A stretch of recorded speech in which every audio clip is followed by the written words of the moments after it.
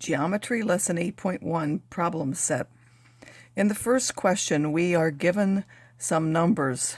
We are given how many are in C, how many are B, and another number that says 24 customers say they do both.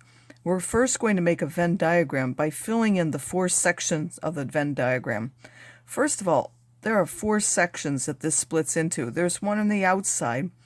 There's B and C. This middle part is where we have B and C, as we've seen before.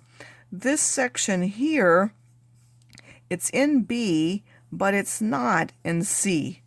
This section this way is in C, but it's not in B. Or we could write, because we've got the B first, we would probably write that it's not in B, but it is in C. And then finally, on the outside of that, we have it's not in B, and it's not in C.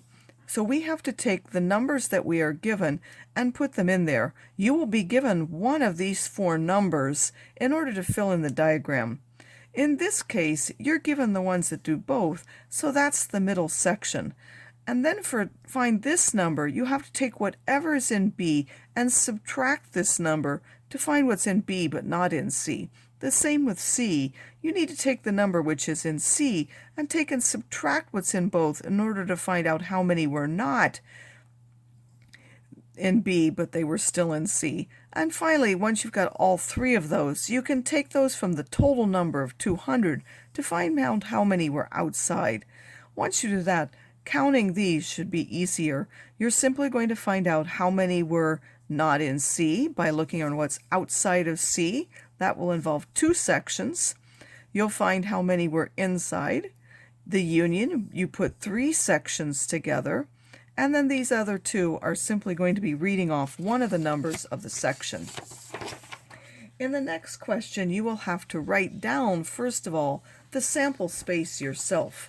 Again, to make it easier, I've given you letters so that you don't have to write the whole word. When you want to write oranges, you can just write O.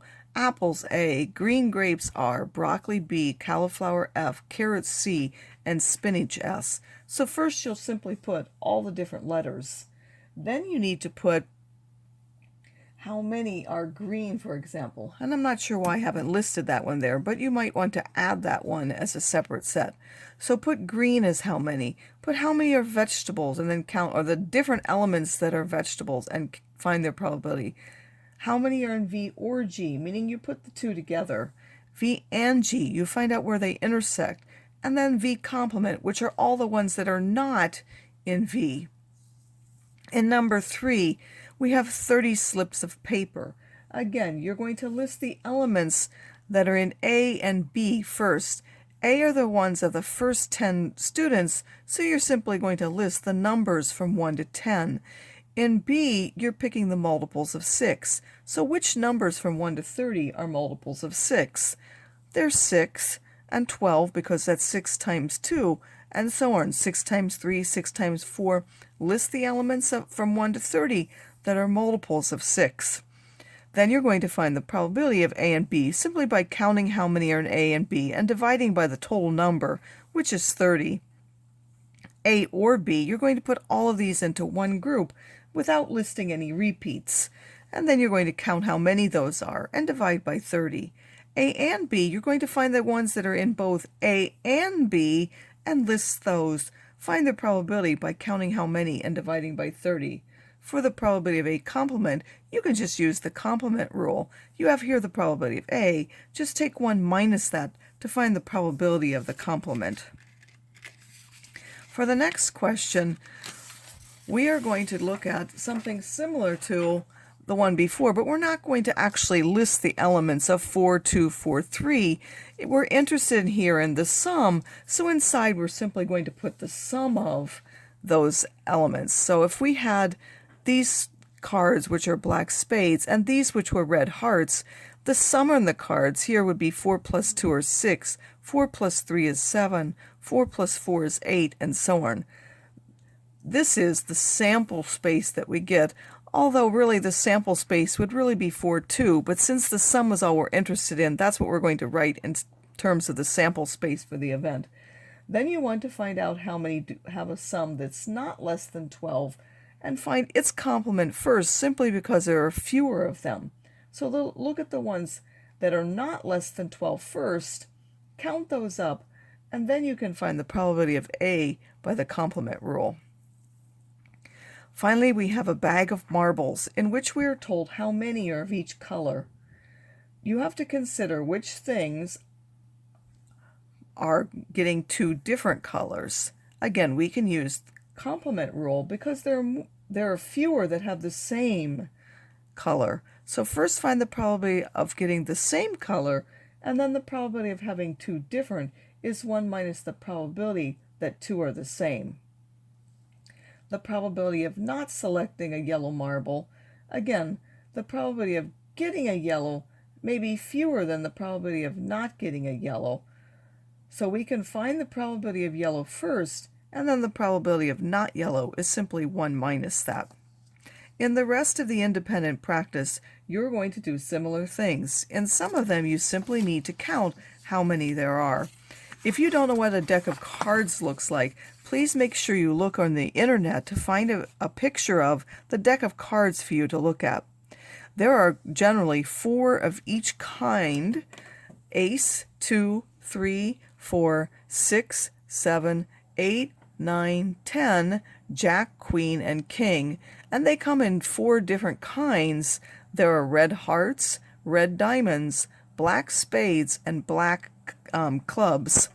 So you need to keep that in mind when you find probabilities about card events. You're going to find out, it says do not choose a red king. So first find the probability of getting a red king, and then find the probability of not a red king by the complement, because we're asked to use the complement here first of all. This one, find the probability of getting a green ball first, and then find the probability of getting not green by using the complement rule. And finally, in the last ones, you're going to list the outcomes in different events and then count how many there are to find the probabilities. In the first one, we're just listing events. It says the universal set of natural numbers less than 13. So that will be from 1 up to the number less than 13. Don't include 13 itself. A is going to be the factors of 12. So which of these numbers are factors of 12? B will be the set of even natural numbers. C, the set of odd natural numbers. And D, even natural numbers that are less than 7. Make sure you list those events and then get the ones for the intersection and the complement. Then when we're asking about the subset, remember that if it's a subset, every element in that set has to belong to the other set. So which one do we have? Is every element in B in A, or is every element in D in A? And then explain your answer. And the second one, we're not asked to not only list the events, but to also find their probabilities. We have 10 cards numbered from 1 to 10.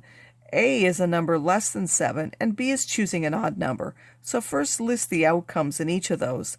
Then you're going to find the probabilities directly, and then find each of these, A and B, again, what's common to both, A or B, putting everything together in one big group. The complement of A, everything that's in S but not in A. B complement, everything that's in S but is not in B, and find their probabilities. Again, finally, we've gone back to a card question. So again, if you don't really know much about cards, make sure you look on the internet for a picture to help you. You did not choose an ace, you did not choose a club. Again, those you can find using complement rules. The probability that you get an even number red card and a black card, remembering you're only choosing one card. You choose a red card and a heart, meaning the card has to be both red and a heart. You choose a heart and an ace. Again, you want those that are hearts and aces at the same time. And the probability of not a heart and not an ace, you choose a card that's not a heart. How many cards does that leave? And then there can't be an ace, so how many more does that take out? You can use that to count them without having to sitting there physically and counting them yourself.